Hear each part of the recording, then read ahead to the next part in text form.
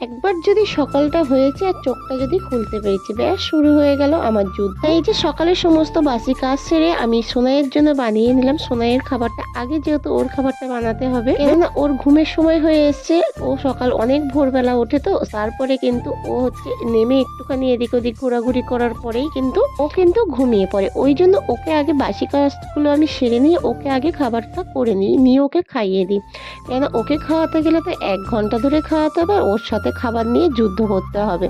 তারপরে কিন্তু আমি বড় ছেলের জন্য বানিয়ে নিলাম টিফিন। বড় ছেলে যেহেতু স্কুলে যাবে, ওর টিফিনটা বানিয়ে দিলাম। তারপরে বড়মশাইয়ের জন্য বানাবো এই যে পাস্তা। একজন এক রকম টিফিন করবে জানো তো। আর এদিকে পাস্তাটা বানালে বড় ছেলে বললো, মা আজকে আমি ভাত খেয়ে যাব না, পাস্তা খেয়ে যাব, তাহলে পাস্তাটাই তুমি বানাও। আর এদিকে হচ্ছে সোনাই ঘুমিয়েও পড়েছে, ওকে খাওয়ানোর পরে দোলাই দিলে ও কিন্তু ঘুমিয়ে যায়। আমার কয়েকদিন ধরে পেটটা ভীষণ জ্বালা করছে জানো তো। কালকের রাতে আমি এই যে মিচড়ি আর মেথি মৌরি ভিজিয়ে রেখেছিলাম, সেটাকে এখন খাবো। ওটাকে একদম সকালবেলা খাওয়ার দরকার ছিল আমার, তো না সেটা আমার কপালে আর হয়ে ওঠেনি। এ কাজ ও কাজ করতে করতেই কিন্তু আমার এই সবে সময় হলো। আমি কিন্তু ম্যাগিটা ওদিকে সিদ্ধ বসিয়ে দিয়ে জলটা ছেঁকে নিচ্ছি।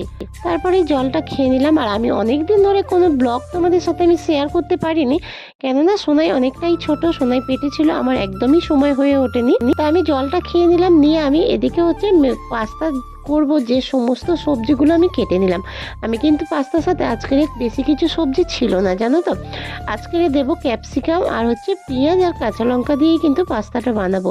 আর তার সাথে তো ম্যাগি মশলাটা আছেই। পাস্তাতে কিন্তু ম্যাগি মশলা ব্যবহার করলে দারুণ একটা টেস্ট আসে। আর তোমাদের সাথে আজ কথা বলতে বলতে আমি শেয়ার করব যে পাস্তা আমি কিভাবে বানাই। দেখো আমি কিন্তু আমার হাতে যেমন কম সময়, আমি কিন্তু সেই হিসেবে খুব কম টাইমের মধ্যেই পাস্তা বানিয়ে নিই। আমি কিন্তু আলাদা ভেজে ডিমটাকে কিন্তু তুলে রাখিনি, আমি কিন্তু একেবারে ওই পেঁয়াজের সাথেই ক্যাপসিকামের সাথেই ডিমটা ভেঙে দিয়েছি, এর সাথেই ভেজে নেব। যখন ডিমটা ভাজা ভাজা হয়ে এসছে তখন কিন্তু আমি একে একে সমস্ত কিছু উপকরণ দিয়ে দেবো। আমি কিন্তু এখানে বেশি কিছু ব্যবহার করব না, একটু হলুদ দিয়ে দিলাম, তারপরে কিন্তু লবণ দিয়ে আর এই যে পাস্তাটাকে বসিয়ে দিলাম। নামানোর একটু আগে আমি এই যে ম্যাগি মশলাটাকে ছড়িয়ে নিলেই কিন্তু আমার রেডি হয়ে যাবে পাস্তা। আর এইভাবে পাস্তাটা বানালে ছেলে কেন, ছেলের বাবা পর্যন্ত খেতে ভীষণ পছন্দ করে আমার হাতের পাস্তা।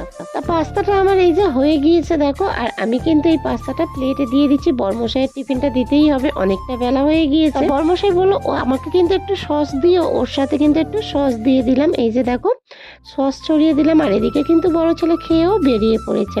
আর এদিকে আমি দেখবো যে এই যে পাস্তাটা নিয়ে আমি কিন্তু ছোট ছেলের কাছে এই যে দেখো আমার সোনাইয়ের হাতে ধরবো। ও তো ঘরের খাবার কিছুই খেতে চায় না, মানে ও নিজের যে খাবারটা সেটা ও একটুও কিছু পছন্দ করে না জানো তো। দেখবো পাস্তাটা নিয়ে কি কোয়ালিটি করে। এই যে দেখো ও কিন্তু পাস্তাটা ধরতে যাবে, কিন্তু এখনো পর্যন্ত বাইরের এইসব খাবার ওকে কিছু আমি দিই না জানো তো। তা ভিডিওটা কেমন হয়েছে কমেন্টে জানিয়ে চ্যানেলটিকে সাবস্ক্রাইব কর।